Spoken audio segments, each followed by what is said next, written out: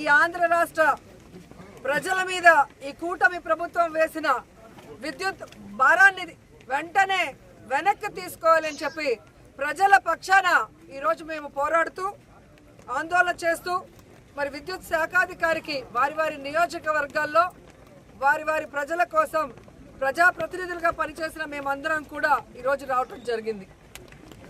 ఈరోజు ఎంత సిగ్గుచేటంటే ప్రజలకేమో ఎన్నికల ముందు చంద్రబాబు నాయుడు గారు కరెంటు ఛార్జీలు పెంచము, వీలైతే తగ్గిస్తాము అని ఆపటం కాకుండా అంతకు మించి ప్రజల దగ్గర నుంచే ప్రభుత్వం విద్యుత్ కొనుగోలు చేసే విధంగా చర్యలు చేపడతామని చెప్పిన మహానుభావుడు.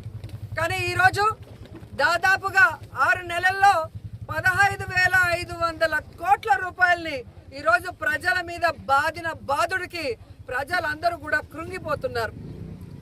ఈరోజు పవన్ కళ్యాణ్ గారిని అడుగుతున్నాను, మీరు చంద్రబాబు నాయుడు గారు ఎన్నికల్లో ఏం చెప్పారు? విద్యుత్ ఛార్జీలు పెంచము, పెంచితే ఒప్పుకోమన్నావు.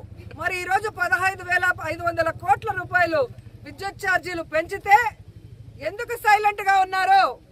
ఎందుకు వాటిని ఆపమని చెప్పట్లేదు? చంద్రబాబు నాయుడిని ఇలా చేస్తే కరెక్ట్ కాదు అని ఎందుకు నిలదీయలేకపోతున్నారు? అంటే అధికారం కోసం ఒక మాట, అధికారంలోకి వచ్చిన తర్వాత మీకు పదవి వచ్చింది కాబట్టి అన్నిటికీ సరెండర్ అయిపోతున్నారా? ప్రజలకు చెప్పాల్సిన బాధ్యత ఉందని కూడా ఈ సందర్భంగా తెలియజేసుకుంటున్నాను. ఎందుకంటే చంద్రబాబు నాయుడు ఏదైతే చెప్పాడో బాబు షూరిటీ భవిష్యత్తుకు గ్యారంటీ అని, ఈరోజు బాబు షూరిటీ లేదు, ఆయన హామీలకి గ్యారంటీ లేదు, ఆయన మాటలకి ఈరోజు వారంటీ లేదు అనేది అర్థమవుతుంది.